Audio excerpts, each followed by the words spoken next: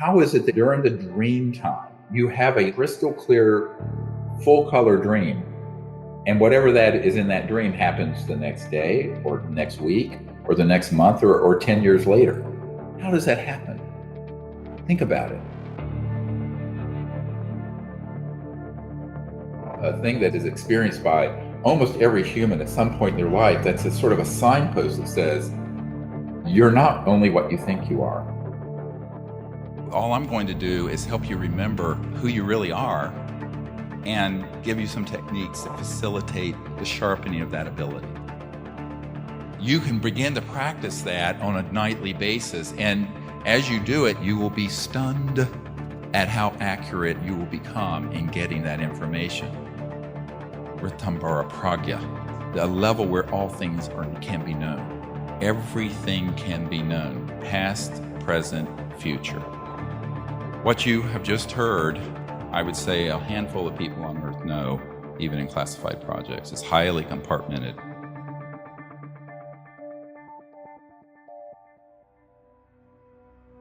I'm going to share in a moment a few of these sort of techniques. Most people overthink it, but also they don't believe they can do it. And that's the beginning of programming yourself for failure. So what we want to do is hit the reset button, reprogram ourselves for success and for being able to do it. And all I'm going to do is help you remember who you really are and give you some techniques that facilitate the sharpening of that ability. That's really all I can do. The rest you're doing yourself.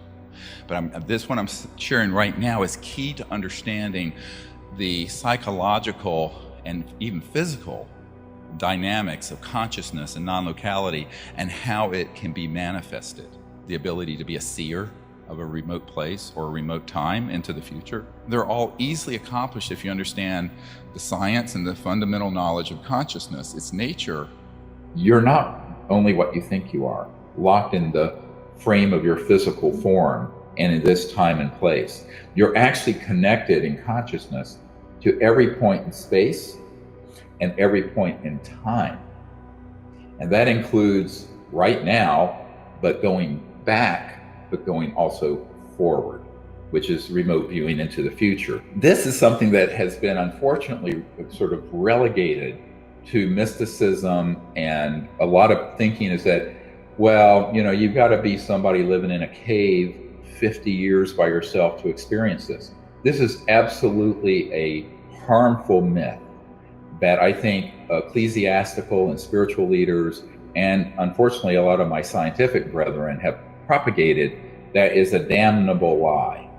You do not have to be in some kind of esoteric ascetic setting to have that experience or to develop them.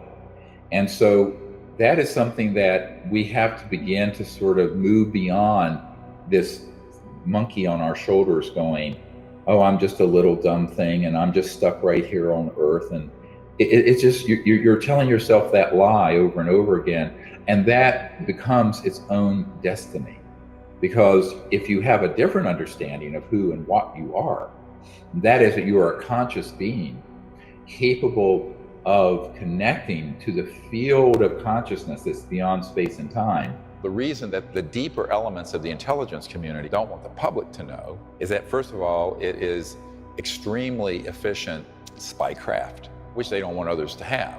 Secondly, they know that if people understood the power of consciousness, they would be able to completely change the direction of the planet. You can see any place, you can see any point in time. You need to understand that this is your innate capability as a higher intelligent life form. Once you reach a critical mass of intelligence and consciousness, you can understand this and routinely see remote places and see distant times. That's how I think you should begin to think of how your life can be guided and your relationships at work and family can be guided. Very intuitive. Those of you who are critical, remember that there's science and there's objective knowledge and intellect, and then there's the consciousness that can sense and feel and know. And if you develop this ability, you will save lives. And in your normal everyday work, whoever you are, I mean, if you're a teacher and you're dealing with a student, intuiting what that person needs and what you need to teach. You following this? Be with me for a moment. What I would like to do now is just do an experiment taking you through these steps, and you can do this at home. If you're in a group of 3 or 4 people, get a box or a basket, and one person goes out of the room and puts any object in it, and the others have no idea.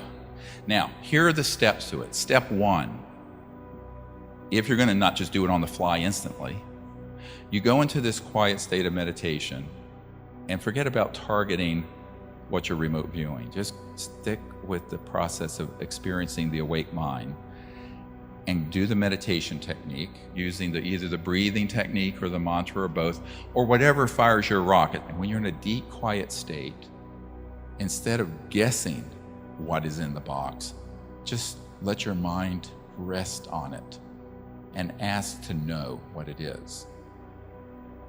You might see it, you might get the word for it, you may get an aspect of it. The key thing is to not intellectualize it or start just guessing like some kind of parlor trick or kindergarten game. And that's what most people do. So you have to kind of be brutally honest with yourself. Am I sensing this, or I'm just guessing? Now, initially, you may not know. Your mind may start pulling in all sorts of things. The other thing to understand is that what the mind does, here's the trick, and this is the real art and science of this. When you begin to sense something, you will begin to get something that is an accurate, objectively true remote view data point. And then the mind will start doing the monkey mind thing and leapfrog ahead of the process of just sensing and knowing what it is and filling in the blanks from your memory store.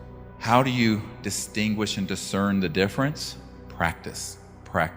Because the more you practice it, the more you're going to realize when you're doing that and when you're not. And I will say this, if you do this often enough, this technique I just described with a box or something else where you don't know what it is, you'll begin to know what it feels like in your heart, in your gut, when it's an accurate perception.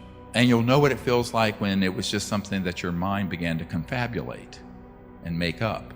Dream time. I mentioned this before you went to bed. You're asleep, but as you're going to sleep, get a journal, keep something by your bedside, and begin to affirm to yourself that you can have lucid dreaming, be awake within the dream, and you can travel to places and know things in that state. You can begin to practice that on a nightly basis, and as you do it, it'll begin to go up and up and up in accuracy. I have found that if you're in a very deep, relaxed state, or even taking a nap, but you just gently intend as you're going in and out of the dream state or sleep state or in and out of the quiet meditative state to know something. It's an intending.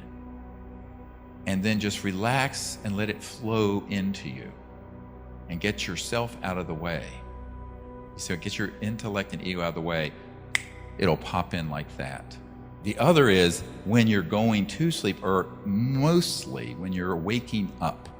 You're coming out of sleep into the waking state, but you're kind of in that drowsy, half awake, half asleep state, but you're rested. At that juncture, the junction between dream and sleep and waking, when you're relaxed, intend to know something, ask to see something, ask to have a problem solved. You will be stunned at how accurate you will become in getting that information. Practice the remote viewing every day, every minute of every day. Be in a mindful state. Develop at least 2 to 3 times a day this practice of deep, quiet meditation, remote viewing practice, and you'll be stunned at how quickly you advance.